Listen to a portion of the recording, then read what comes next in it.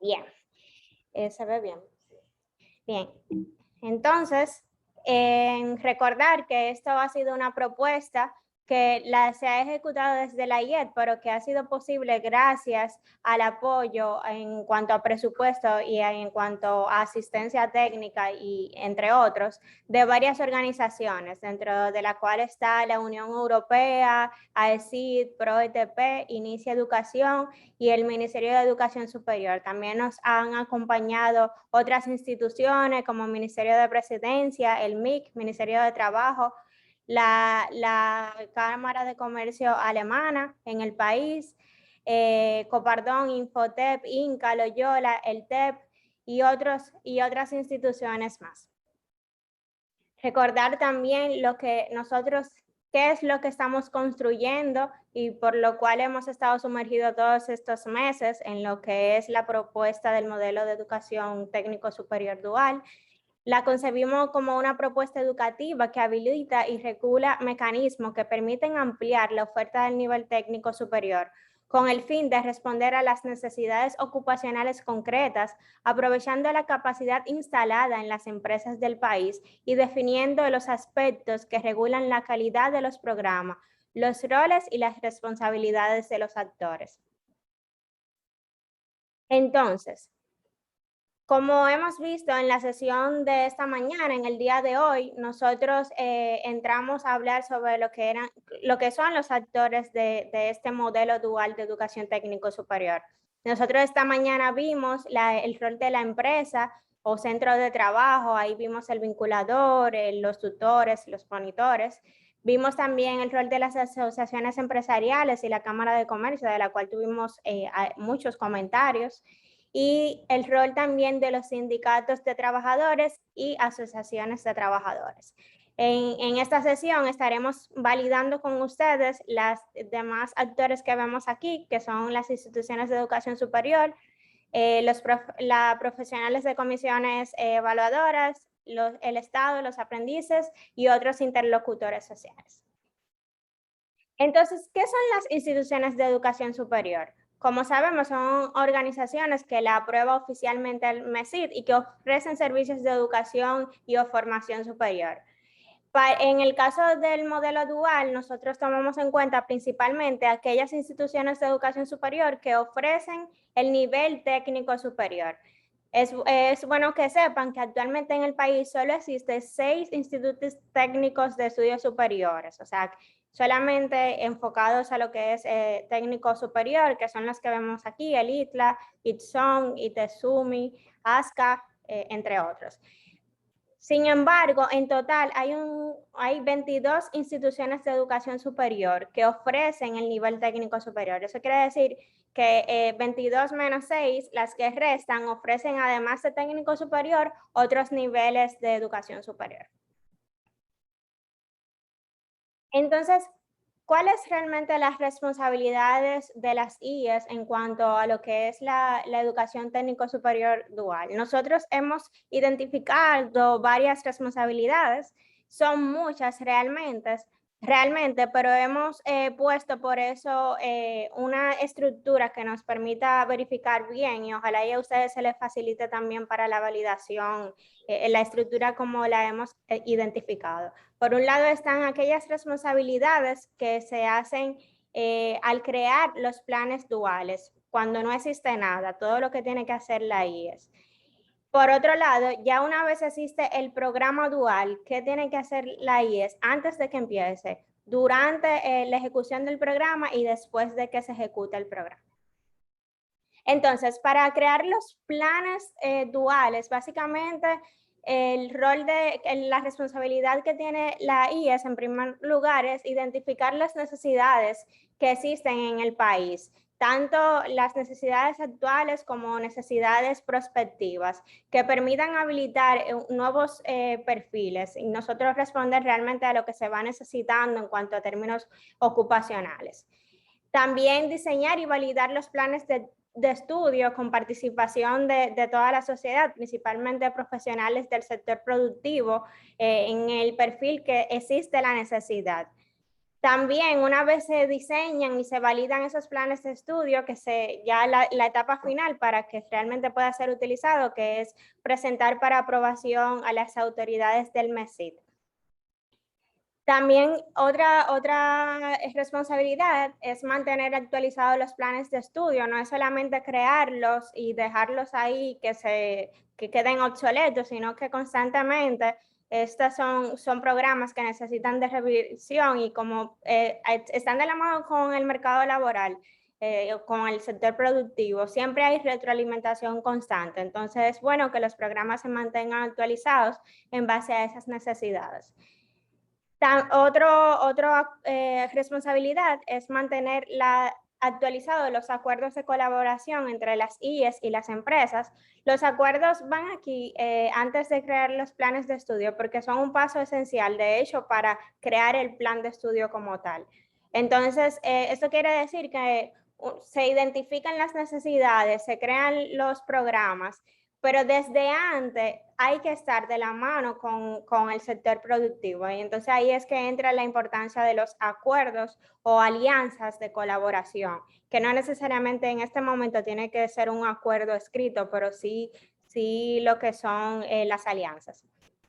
Entonces, también en lo que son el establecimiento de mecanismos de reconocimiento de las competencias para la inserción y progresión en planes de estudio dual, ya sea para que el estudiante en un programa que quiera acceder de tipo dual, se le reconozcan ciertas competencias y cómo nosotros realmente él pudiera insertarse o seguir a otros niveles superiores.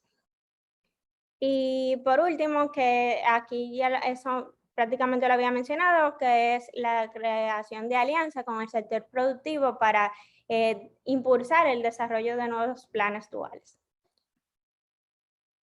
Recuerden que pueden hacer cualquier comentario que tengan, pudieran irlo haciendo a medida que voy por etapa. Y también creo que pusieron aquí por el chat donde se encuentra la herramienta que vamos a utilizar para lo que es la validación de comentarios. Entonces, nada, siéntanse libres de interrumpirme en cualquier momento, pero también recuerden que sería bueno que lo escriban en su documentación. Bien. Entonces, en cuanto a ya una vez existe el programa dual, ¿cuál es el rol de la IES antes de que inicie?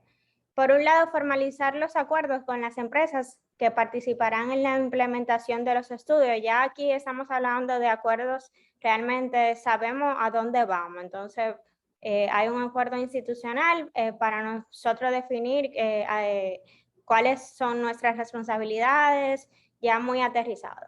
Verificar que las empresas a participar en el modelo cumplan con los requisitos establecidos. Esto es muy importante porque especialmente para el programa dual, como el joven, estamos proponiendo alrededor de un 70% que realiza dentro de la empresa de sus créditos.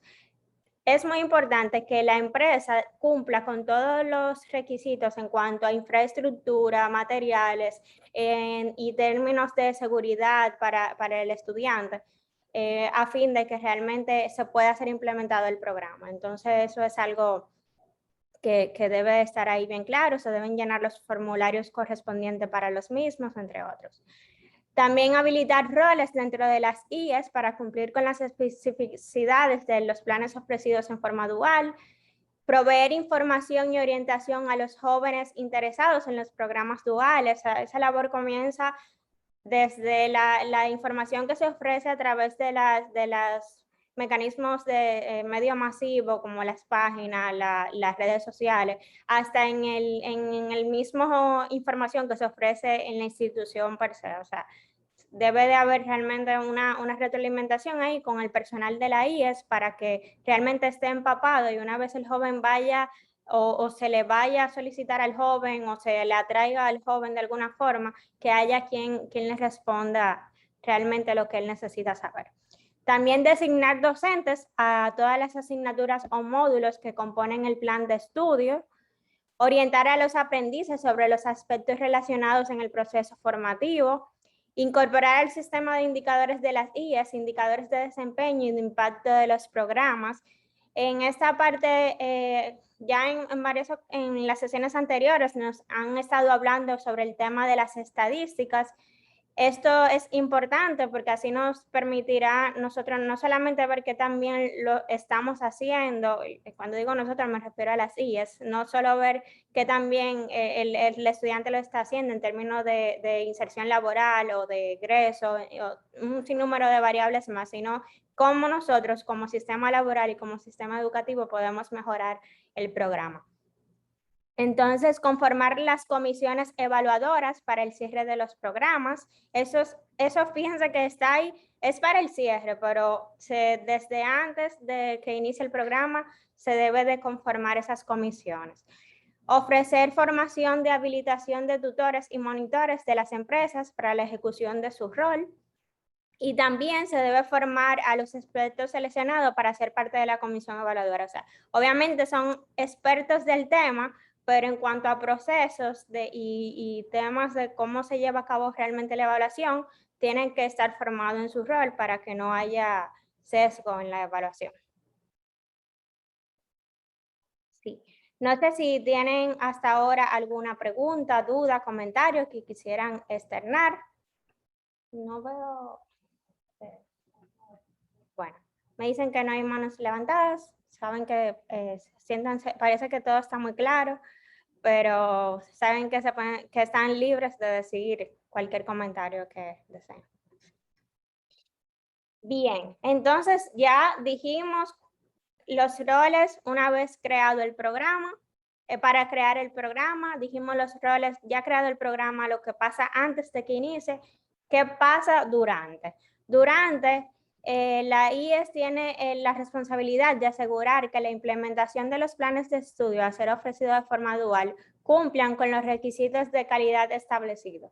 Ya nosotros hablamos sobre lo que era la calidad en la sesión de mecanismo de garantía de calidad, pero básicamente recordando un poco, por un lado está el tema de que tienen que estar relacionada a una necesidad real de ocupacional en cuanto a las empresas o sectores productivos, también que se cumplan todos los mecanismos de calidad en cuanto a la infraestructura, en cuanto al material y en cuanto a la docencia per se, que realmente el estudiante esté aprendiendo y en base a las condiciones adecuadas que se conciban para su aprendizaje. También supervisar el cumplimiento de las empresas con los compromisos asumidos para la implementación de los programas duales. Suscribir contrato de aprendizaje tripartito entre la empresa, la IES y el estudiante para la implementación del plan. Y asegurar el desarrollo de los programas formativos individuales de cada aprendiz. También registrar las evaluaciones de los aprendices de cada periodo académico. Eso entra también en lo que es el sistema de información. Acompañar a las empresas en todo el proceso de enseñanza-aprendizaje. Establecer canales y mecanismos de comunicación continua entre las empresas y participantes. Esa parte es sumamente importante porque, o sea, como el joven está en la empresa, muchas veces el tutor o el docente no va a tener acceso a verlo diario, pero sí debe mantener un mecanismo de comunicación con la empresa, especialmente con los monitores y los tutores, para que no se pierda el seguimiento que el joven tiene que tener y el apoyo que debe de tener de parte del sistema educativo. Coordinar los procesos de evaluación que se lleven a cabo a través de la comisión evaluadora. Entonces, con eso se supone que se termina lo que es el programa de dual para el joven. Lo que pasa después es que para la IES es que debe gestionar los indicadores de resultados y de impactos establecidos para los programas y mejorar los programas y los procesos en base a las retroalimentaciones recibidas durante la implementación. Aquí me dicen que tenemos algunos comentarios. Vamos a ver. Ok. Delsa nos dice que las comisiones evaluadas se conforman. Las comisiones evaluadoras se conforman con acuerdo entre la IES y la empresa en base a unos criterios que el sistema definirá. Bien, las comisiones evaluadoras, hasta el momento, como se ha prescrito en esta propuesta de Dual, deben estar conformadas por expertos en cuanto al sector o a la ocupación que el estudiante va a realizar. Pero no debería, al menos así lo proponemos, no debería tener la presencia ni de la IES como tal, o sea, vamos a poner el docente, ni las personas que forman parte de la empresa donde el estudiante está realizando la práctica. Esto nosotros lo proponemos así para evitar cualquier tipo de sesgo durante la evaluación, por diversas razones que el contacto que haya tenido con el joven, sea para bien o para mal de su evaluación, pueda impactar en la evaluación final. Eso para nosotros es sumamente importante porque es casi como el principal mecanismo de calidad que nosotros tenemos con lo que es el aprendizaje del estudiante. O sea, él va a estar siendo evaluado por expertos del sistema, pero despegado de cualquier relación que él pudiera tener que en alguna forma sesgue la evaluación. Entonces, no sé si ahí quedó claro.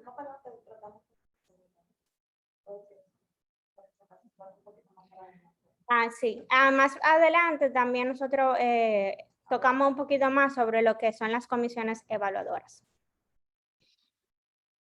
Bien, entonces todo eso que dije hace un momento son las responsabilidades de la institución de educación superior en cuanto al programa dual. Ahí ustedes tienen en su sección todo lo que se le pregunta, todas estas responsabilidades. Si hay algunas que consideran que no es pertinente o consideran que falta alguna, por favor extiéndalo en el formulario. Entonces, en cuanto a los roles que existen en las IES, ya nosotros vimos los roles que están en las empresas, pero dentro de las IES también hay varios. Por un lado está el registro y admisiones, que varias de las funciones, como yo les decía, de orientación e información, entre otras, entran aquí. La dirección de la carrera, también que entra ya como en toda la gestión, en toda la coordinación del plan, ver que realmente se esté ejecutando el programa formativo de los estudiantes, entre otros. El desarrollo curricular, que básicamente, como veníamos diciendo, todo eso que está antes de la creación del programa, identificando necesidades, creando programas, creando vinculaciones y alianzas con el sector productivo para hacer programas, entra dentro de aquí, de desarrollo curricular. La vinculación con las empresas y el centro de trabajo, que es básicamente las figuras que se determinan para el vinculador, el tutor de la institución de educación superior y la evaluación final de aprendices. Aquí nosotros no le detallamos por roles lo que tienen cada uno de esos, pero sí lo tienen detallado dentro del documento. Entendimos que como ya venimos desarrollando las responsabilidades, habría un poquito de duplicidad, pero por favor, cuando estén leyendo el documento, en el formulario, cuando se les pregunta si tienen algún rol que quisieran, alguna responsabilidad que quisieran destacar en algún rol específico, por favor, déjenlo saber por esa vía. Bien, entonces, volviendo al tema de los profesionales de las comisiones evaluadoras. La institución de educación superior deberá conformar una comisión evaluadora compuesta por expertos cuyos criterios de selección deberán ser definidos previo al inicio del plan de estudios. Ahí tal vez debimos señalar eso. Los criterios de selección deberán ser definidos previo al inicio del plan de estudio. O sea, no vamos que una vez ya el programa implementado, entonces ver quién es que va a entrar. Eso tiene que estar desde antes de iniciar el programa bien definido ahí quién pudiera ser parte de la comisión.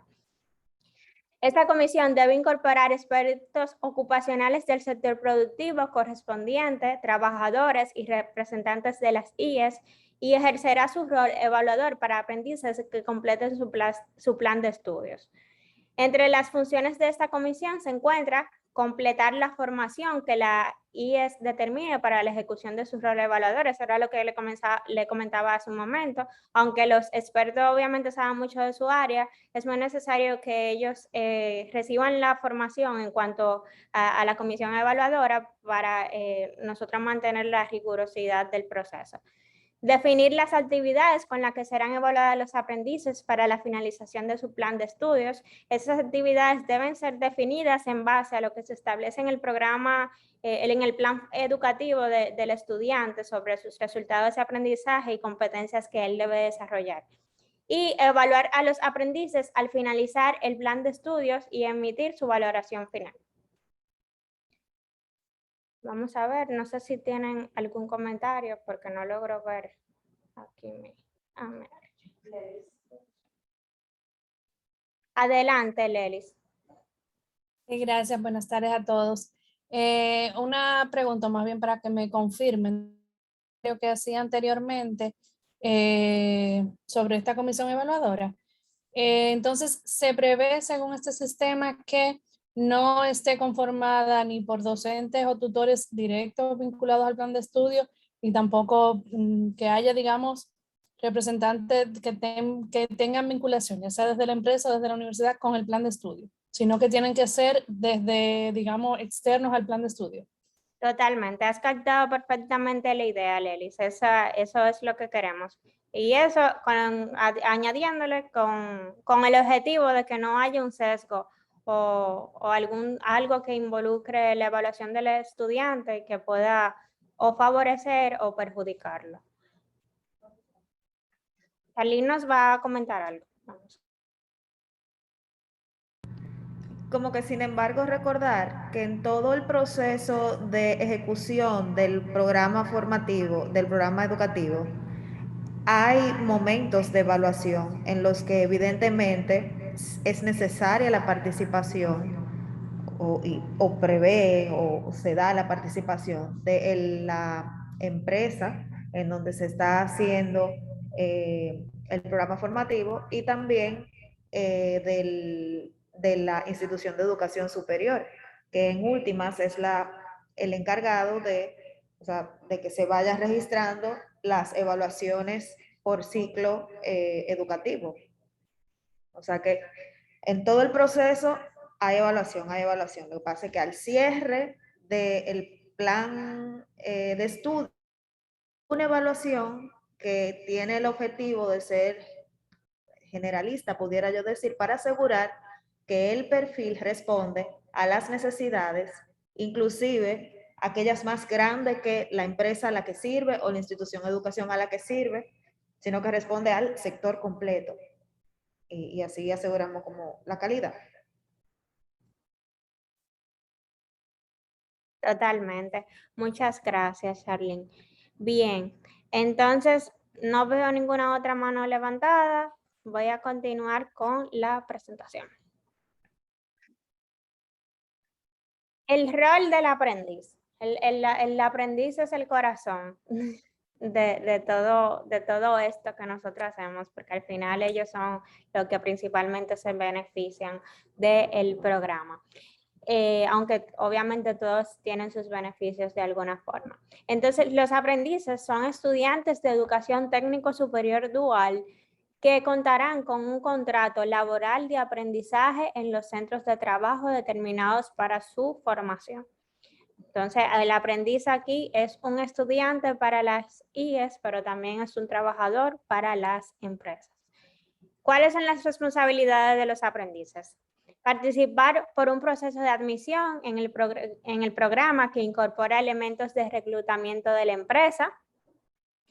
Fíjense ahí que dice reclutamiento de la empresa, como la definición no es solamente un estudiante del centro educativo, debe pasar por un filtro no solo del centro educativo, sino también por un filtro de la empresa que se define en el diseño del programa. Suscribir el acuerdo de aprendizaje tripartito propio del programa, eso es obligatorio ya para formalizar lo que es su entrada como trabajador aprendiz. Cumplir con las normas establecidas en la institución educativa que ofrece el plan de estudios y en la empresa en la que se desarrolla la porción de la práctica del mismo. Ahorita nos hicieron un comentario sobre el tema de la porción, entonces asumámoslo como parte. Cuidar la infraestructura, materiales y herramientas de la empresa y de la institución educativa y utilizando solo para los fines que los mismos han sido previstos.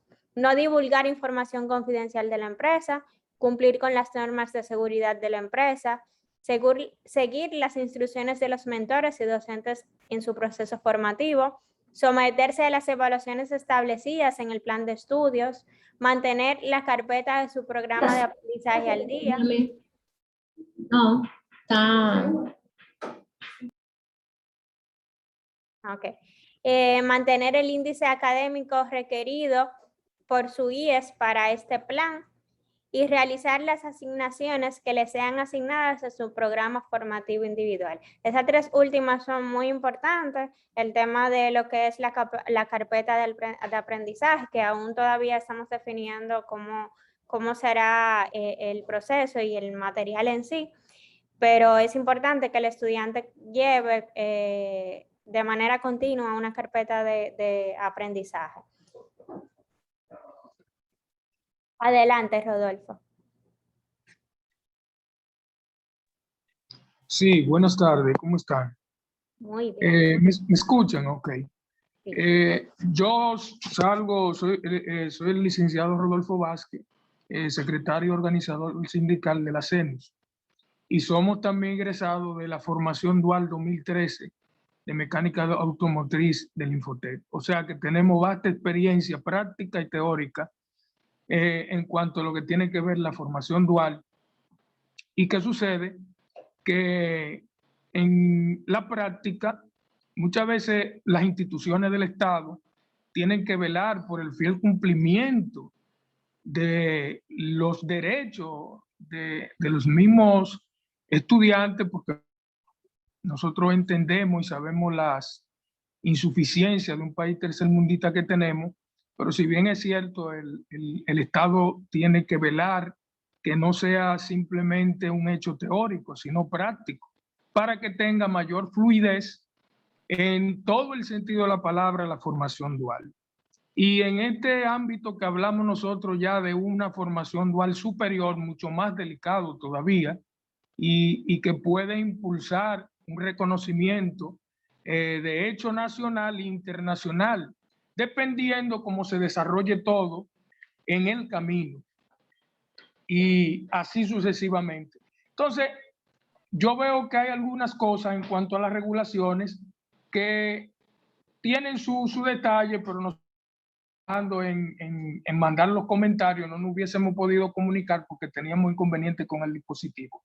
Pero creo que es un gran avance y creo que pudiera el país engalanonarse, o sea, engrandecerse con esta cosa de la formación dual superior y tener ese punto claro, que del dicho al hecho se cumpla y pueda tener un resultado no tan solo de una parte por el todo, sino del todo por la parte. Y es una de las preocupaciones mías porque nosotros vivimos una formación dual donde en un momento determinado los derechos a veces son vulnerados porque no podemos tapar el sol con un dedo, pero sí yo veo que independientemente de todo, más que la intención, el hecho.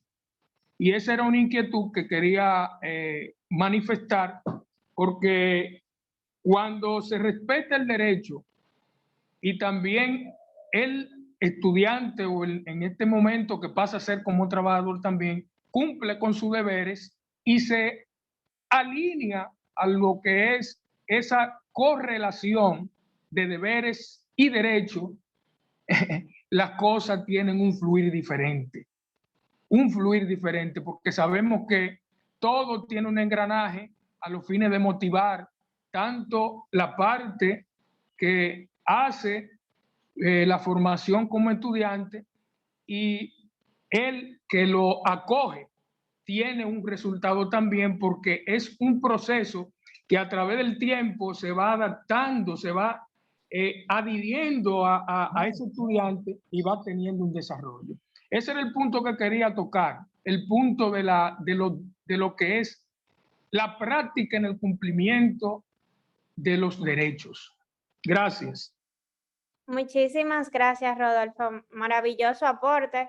Realmente muy de acuerdo. Por eso nosotros desde esa propuesta de Dual no solamente hemos diseñado cómo sería toda la mecánica, todo el proceso, sino que hemos también establecido que deben de haber los mecanismos legales que realmente resguarden todo esto que estamos queriendo hacer y donde se definan todos esos derechos y esos deberes que deben de tener todos los actores dentro del programa. Pero también muy importante lo que menciona, que no es solamente un tema de tener regulación, sino que asegurarnos que durante la marcha realmente se estén implementando los mecanismos como fueron diseñados y sin afectar ni vulnerar, ni de ninguna forma comprometer a ninguno de los actores de una manera negativa.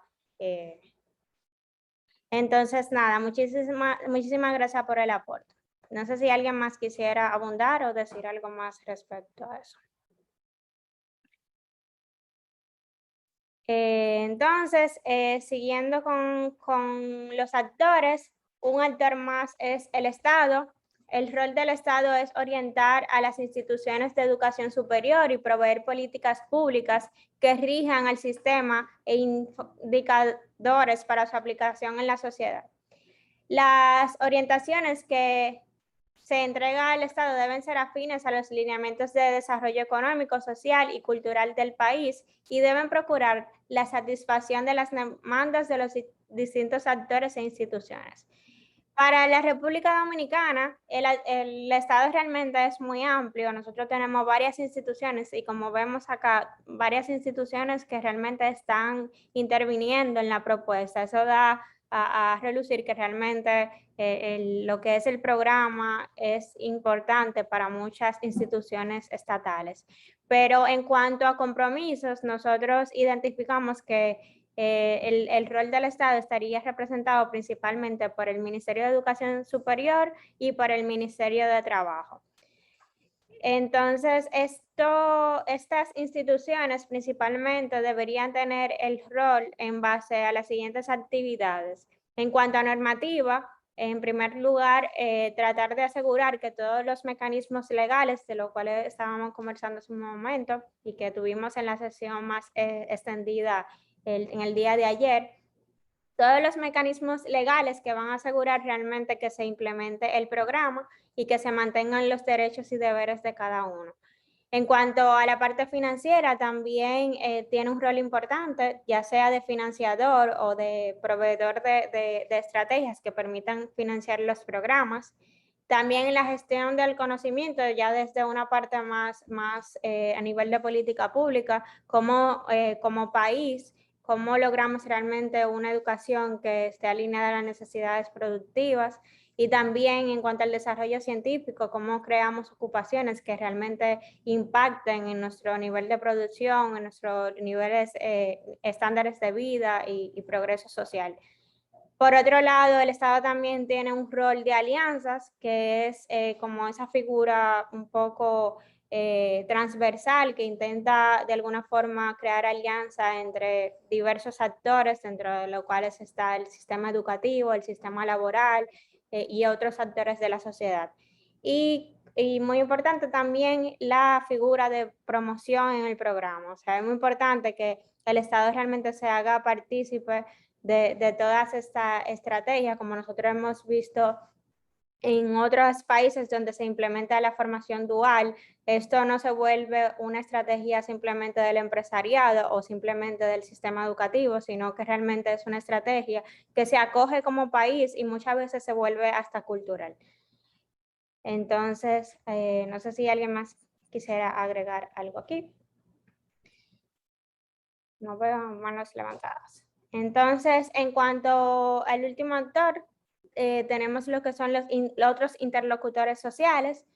En los últimos 10 años, por la importancia que ha adquirido los temas de fortalecimiento de las capacidades y los conocimientos de la población a través de mejoras en los procesos educativos, en los países donde se ofrecen los planes o programas de educación o formación dual, Otros interlocutores sociales y no gubernamentales han apoyado o manifestado su interés en iniciativas de educación y formación dual.